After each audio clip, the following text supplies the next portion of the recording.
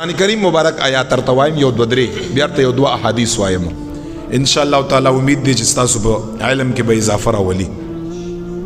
خدای پاک جل جلاله په پارا نمبر 25 کې په سورۃ زخرف کې په آیات نمبر 28 کې الله فرمایي الاخلاء یومئذ بعضهم لبعض عدو الا المتقین. الله فرمایي قرآن کریم کې الله څه فرمایي چې کوم خلق په دنیا کې یو بل سره یې دوستی وا، یو بل د پاره ښه هم نشینو، یو بل سره یې صحبت او ناسته وا، رب لا یزال فرمایي چې کله د قیامت ورځ شي په دنیا کې دغه ښې ناستې، دغه ښه صحبت، دغه ښه تعلق، دغه ښه هم نشین کمال دا دی چې رب لا یزال فرمایي چې په قیامت په ورځ باندې په هغه سخته ورځ باندې به ټول مسلمانان سره جدا شي.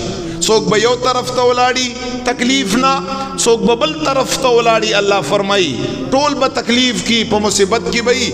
خدای پاک جل جلاله فرمایي الا المتقین، مگر هغه انسان چې په دنیا کې خلکو سره ښه صحبتونه کړي دي، ښه هم نشین یو، ښه تعلقدار یو، ښه دوست یو، او دواړه نیکان صالحانو دومره کمال لري پکې. رب لا یزال فرمایي که قیامت په ورځ باندې څوک یو ځای ولاړي دغه ښه صحبت کوونکي به یو ځای ولاړي. الله فرمایي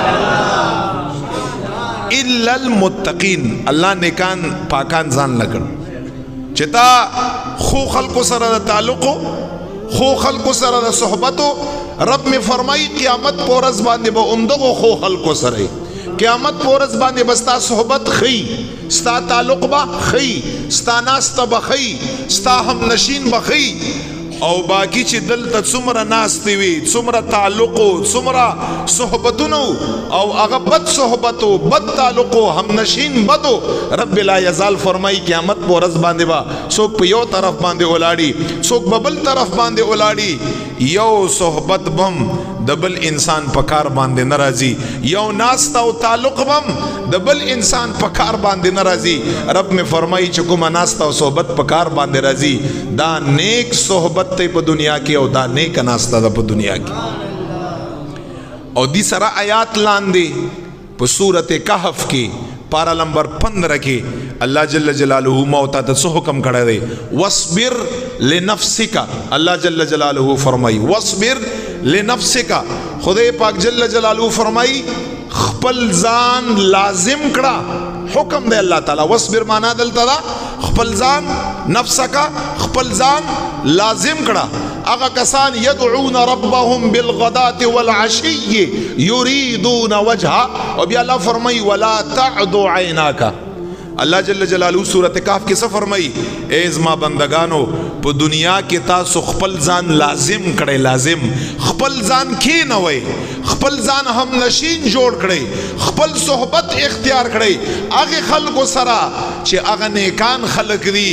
سبام رب لا یزال یادی او بیگام رب لا یزال یادی. رب لا یزال حکم کړی په دغه ښه صحبت با. او بیا څه فرمایلی ګوره چې څومره ژوندي یې کنه ولا تعد عیناک.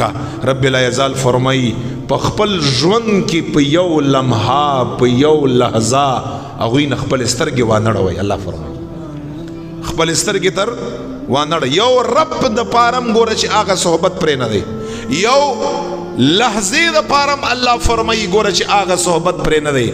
بس نیک صحبت، نیک ناستا، پاک دوستی، پاک هم نشین، پاک تعلق او پاک رشتہ رب لا یزال پاغه باندې حکم کړی، دا را ټینګ کړی، دا لازم کړی، دا ځان سره اوساتئ. دا د سترګې رب په اندازه باندې رب لا یزال فرمایي مپرېږدئ. او بیا د هغې نه وروستو هغه بل آیات کې تاسو ته د هغې سله پته ولګېده چې دا مونږ را ټینګ کړو دا نیک صحبت او دوستانه او تعلق، او په هغې باندې زما ستا دنیا نه لاړ شو الله مبوز د دنیا نه په همدغه نیک صحبت باندې. نو رب لا یزال یارته بیا ثمره وښوده چې قیامت په ورځ باندې که دوه مسلمانان په یو ځای کې ولاړي او یو بل له به فایده ورکوي، دا به هغه مسلمانان چې په دنیا کې ښه تعلق او ښه صحبت یو بل سره، دا بیا رزلټ دی.